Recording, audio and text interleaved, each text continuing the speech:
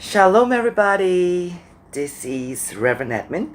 For those who don't know me, I'm Reverend Edmund Smith, the founder of Real Love Ministry Malaysia. I am a pastor and an ex-transgender. Today I felt like making a video concerning sexual orientation, and I would like to share a little bit about my own sexual orientation. I come from a gay background. I've actually recognized my sexual orientation at a very young age. By the time I hit puberty, 11, 12, 13, I already knew that I was only sexually attracted to men. And let me just explain that not all attractions are sexual. We could actually have non-sexual attractions, which I like using the word platonic. Platonic attraction is an attraction that has nothing to do with sex. When you talk about your sexual orientation, it's an attraction that is directly or indirectly related to sex. So people can actually have non-sexual attraction, or even we call it platonic attraction, and that has nothing to do with your sexual orientation. Like in the past, when I used to be attracted to women, certain women, and it has nothing to do with sex. It's more like I'll be attracted to her because I want to be like her. I admire her personality because that's how I want to be, because I was a transgender girl, for those who don't know, all the way to 21 years of age. I'm 47 now and going to be 48 this year. This is 2018. And by the way, I started off in the area of my sexual orientation. As I mentioned earlier, I was clear about it. I was a person with a homosexual orientation, meaning 100% my sexual preference was towards men and men alone.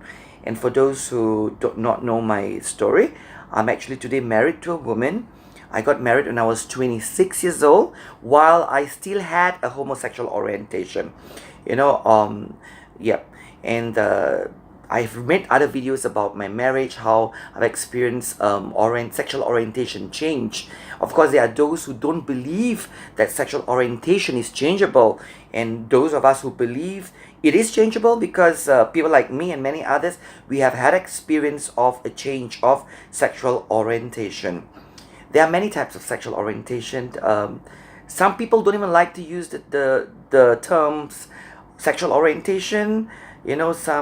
Some people prefer using the word attraction, sexual preference, but to me, they all mean the same thing. That's me. When the types of sexual orientation that is, of course, the majority of the people in the world today, they have a heterosexual orientation. A heterosexual orientation simply means you are sexually attracted to people of the opposite gender. And of course, there's the bisexual orientation. You are sexually attracted to people of both genders. And when we talk about bisexuality or bisexual orientation, in most cases, it's not 50-50. It could be 40-60 or 30-70, even 10-90. I'm talking about percentage, but it's very difficult to say, oh, I'm bisexual, I'm drawn to both men and women equally. I've not met anyone like that. So there's the bisexual orientation.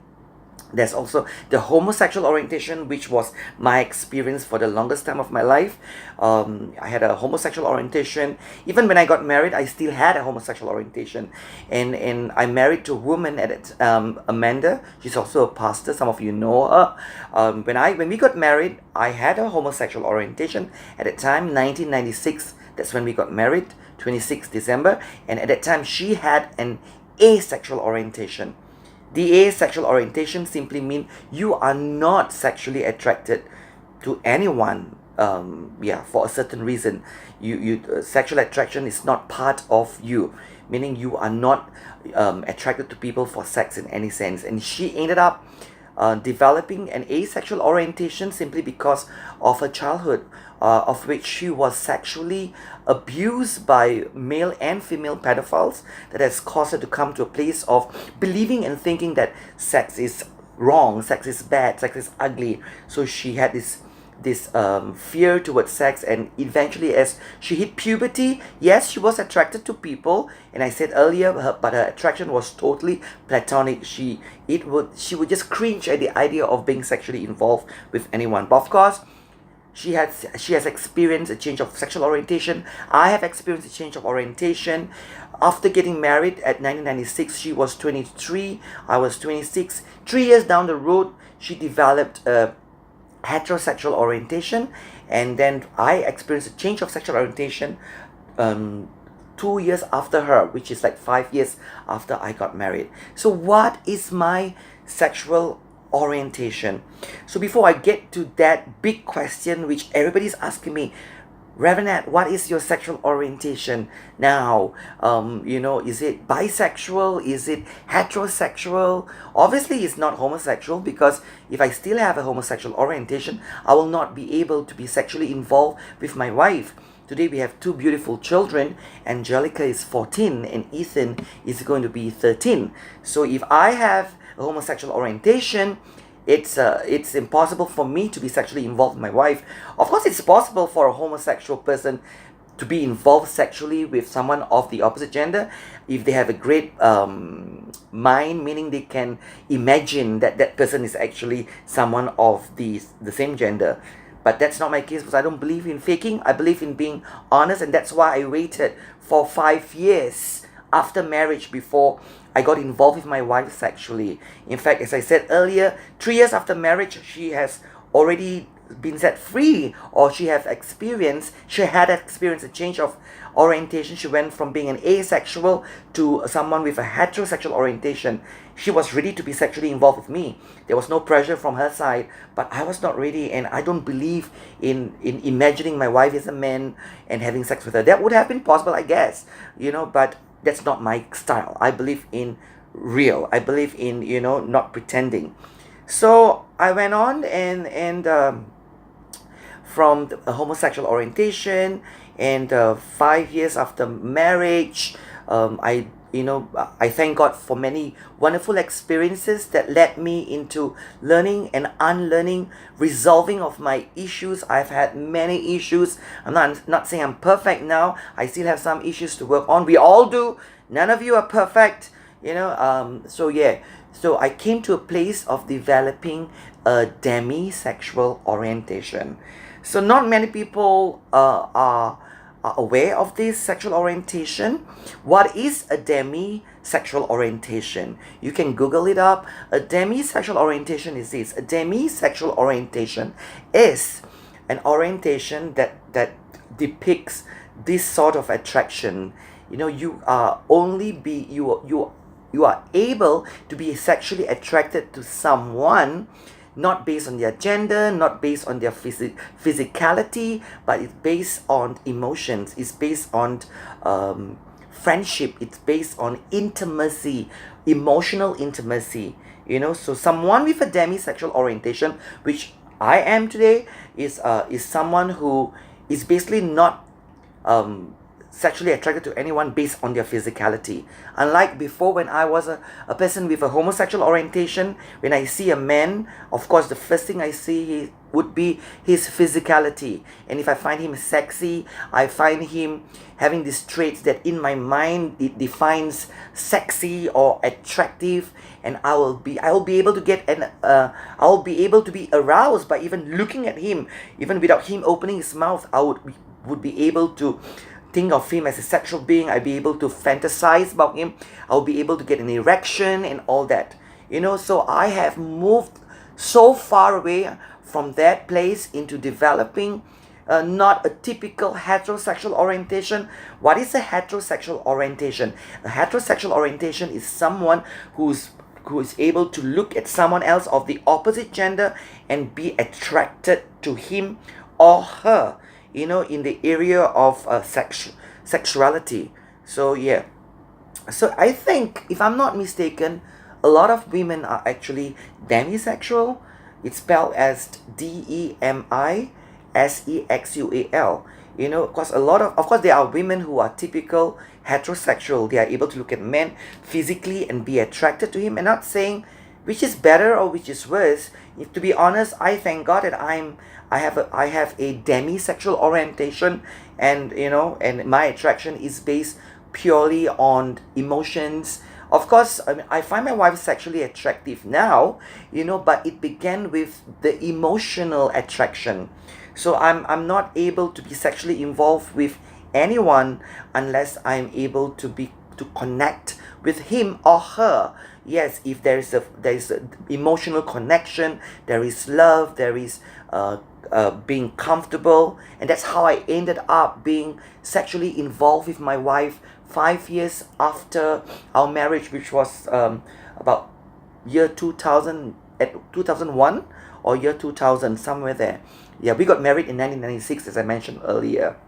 Yeah, so for those who are wondering what is my sexual orientation today, it's actually demisexual orientation. Is that a bad thing? No, it's not. It's a beautiful thing, and I thank God for that. For me to be sexually attracted to someone, it has to be emotions. I have, no matter how you look on the outside, I cannot be sexually attracted to you. It has to be an emotional connection. So that's how I ended up being sexually involved with my wife.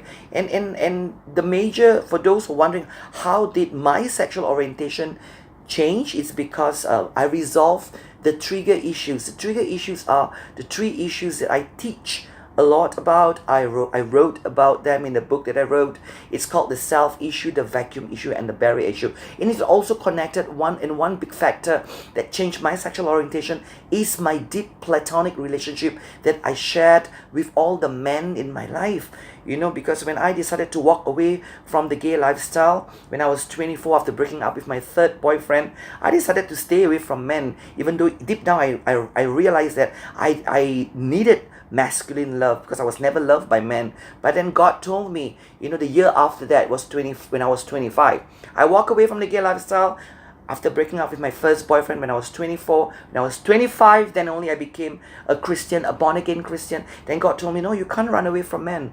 You need men because you have never experienced real love from any male in my life. I was 25 then, and God said this to me: I'm going to send godly men into your life. I'm going to handpick men into your life. And God started sending men in my life to love me, not to lust over me, not to have sex with me, but to love me. And one of those, that was the major reason how I ended up experiencing a change of sexual orientation from a homosexual orientation to a demisexual orientation now. Those men filled me up, and the vacuum for male love has just been filled by 12 men. Today, I share with man number 12, and I call him my brother. He's a deacon in my church. He's Stefan, and yeah, all those 12 men have been used, and especially Deacon Stefan, in a marvelous way.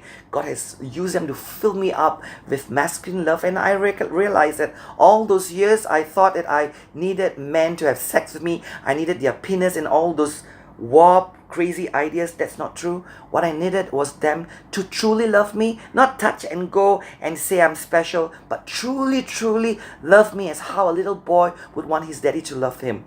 So I've been loved, and those loving by all those fantastic men, and particularly Stefan, the number 12 guy in my life. It has caused great change, that as well as resolving of my issues and being loved by my wife, a woman. So I thank God. So go back to the main topic of this video. What is Reverend Ed's sexual orientation? I have a demisexual orientation. And think about it, maybe some of you have the same sexual orientation. If you are someone, you're not able to be sexually attracted to people when you see them from the outside. You're only able to be sexually attracted to them